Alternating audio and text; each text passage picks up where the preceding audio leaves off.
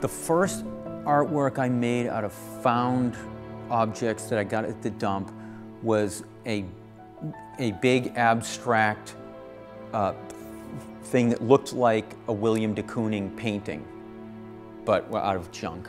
And people were just writing me off as crazy. And I don't blame them. But I decided I needed to speak to people and there's something that they could recognize.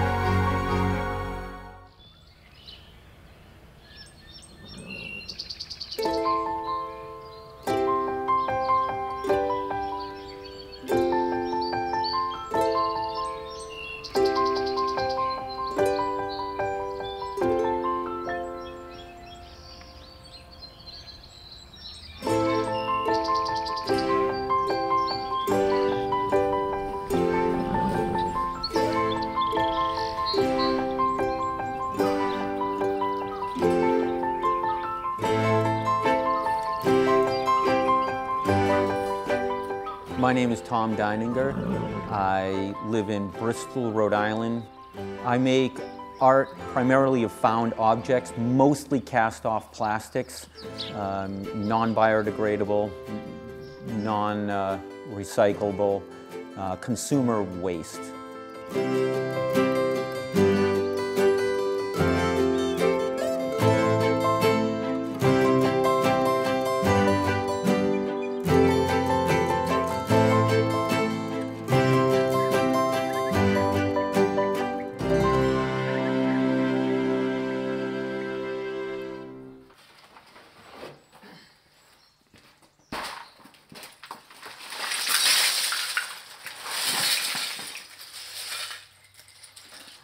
So I've been working for about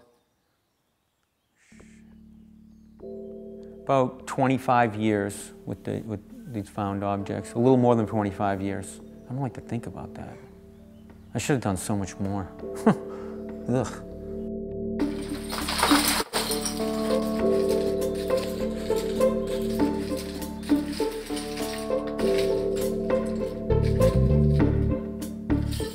How I arrived at working with this medium, which is very much the message, was a combination of traveling in remote islands in the South Pacific as a young surfer, and I was backpacking around, traveling the world surfing, and I would see the stuff wash up on the beach.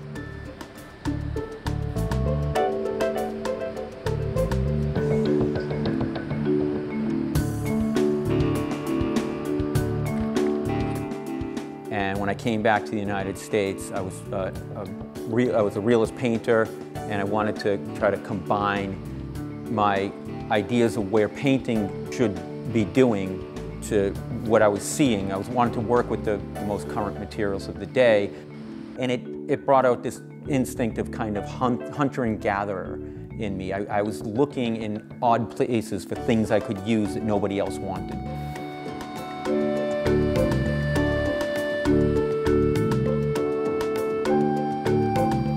If I walk the beach, I pick up stuff there. If I'm in a parking lot, I pick up stuff there. I used to go going into dumpsters. I used to go out on trash day and rummage through. I got enough stuff where I don't have the space. So it's not a question of where do you get it all, it's you can get too much of this very easily. And at that point I have to be a connoisseur of stuff nobody wants except for me.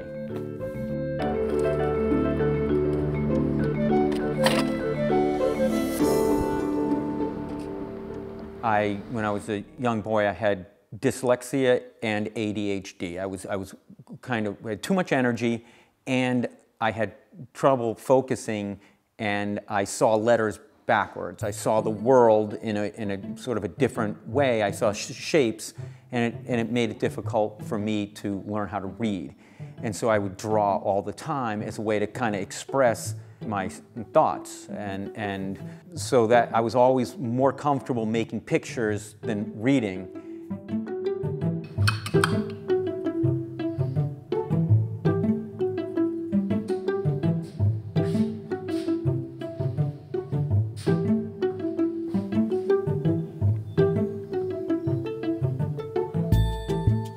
And when you draw, you go inside. You might be looking outside, but you go inside. And so it was enough trauma will turn anyone into an artist, I think.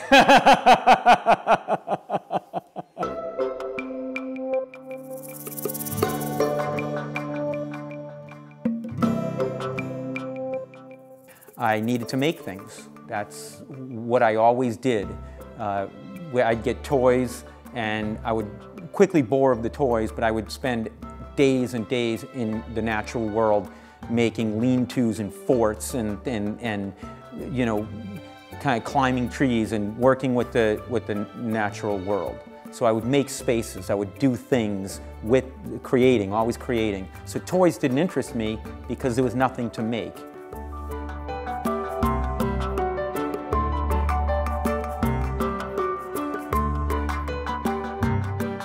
I did very well in high school when it was seen, oh, this guy can do this. People encouraged it, and I won some contests. And when I went to college and had my heart broken and was in a sense of despair, that's when I realized, hey, there's something you can focus on to pull you out of this thing. And so it became a form of catharsis for my compulsive energy, and something I could meditate as my brain could work fast enough, and I could think about other things I could process. So just making pictures was nice, but then it begged the question, well, what pictures are you gonna make?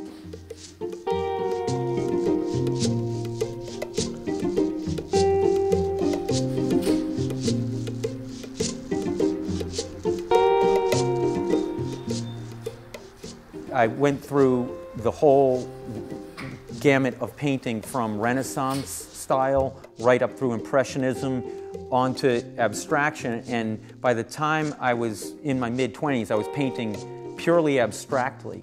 And as soon as I did that, I said, well, there's really no difference between me making a green line and going to the dump and getting a hose. And so my first constructions were very abstract because my painting was abstract at the time. And then I just said, well, wouldn't it be nice if I could look at the natural world and mimic it, and also find things we've made that can help tell the story, what I would like to look at for many hours. And that's what kind of gave way to the natural world, again, as a subject, but through the medium of this other thing that I'm very conflicted about.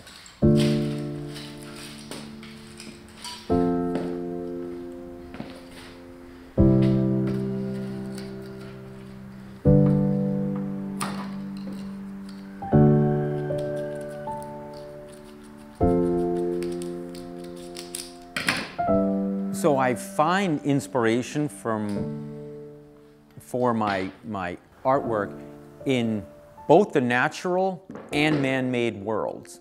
And what's nice about it, when we design things like Velcro or even things to take us to outer space, we're looking a lot at nature for clues to solve these problems. It's called biomimicry. And what I do is I look at nature and then things that we've made already that could help me make nature. So it's kind of a reverse biomimicry.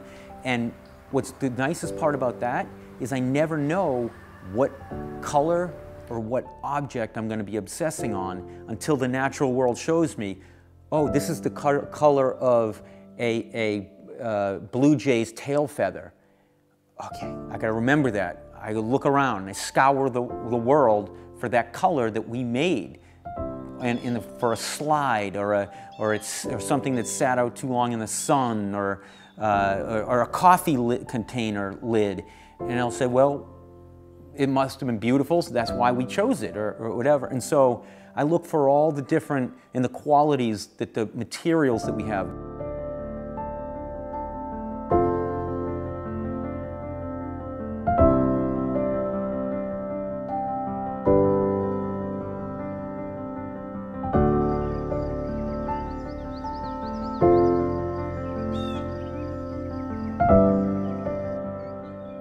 Objects that can tell us about the natural world, so I can focus hyper attention on those little small things that most people would overlook.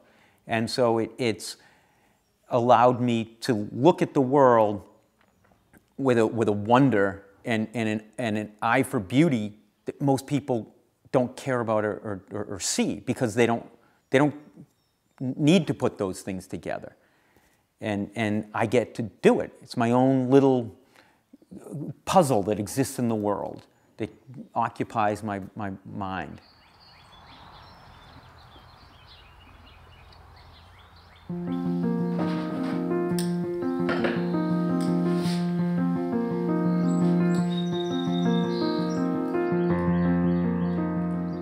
Sometimes I just see the world. I look, and a cardinal will fly by my window. I guess it'll be a cardinal. And a blue jay will move in, and I'll say, I guess I'm going to do a blue jay, and a robin. And then it'll have me cruising Instagram for beautiful birds around the world. And I said, you know, I never even knew that bird existed. And, oh, it looks like it's going to be in the area in a couple of weeks. And so imagine how excited I am when I've been looking at pictures of these things and translating them from junk into now the real thing is there. And then sometimes the real thing presents itself, and I work that way. And so it just has me looking at everything.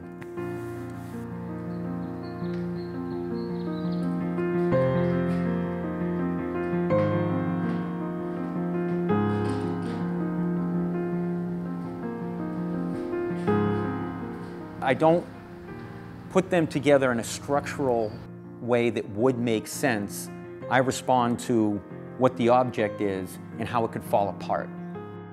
And then sometimes if you think it should go one way, I'll purposely put it another way to explode the space. So what we think makes sense makes no sense.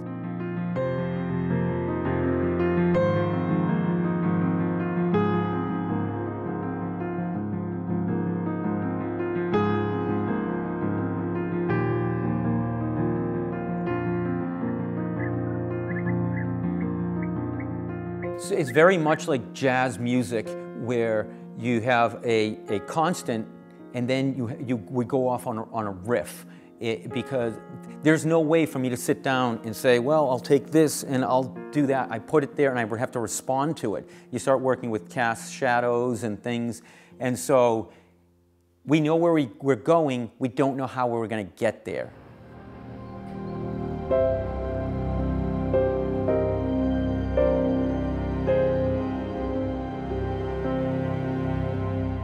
It's a way to try to reappreciate it, and what that thing is, reappropriate it, give it another life form. People call it reincarnation. There's Eastern philosophies that believe in things carrying a spirit with them. So it had one life. It's done something, and I'm giving it a new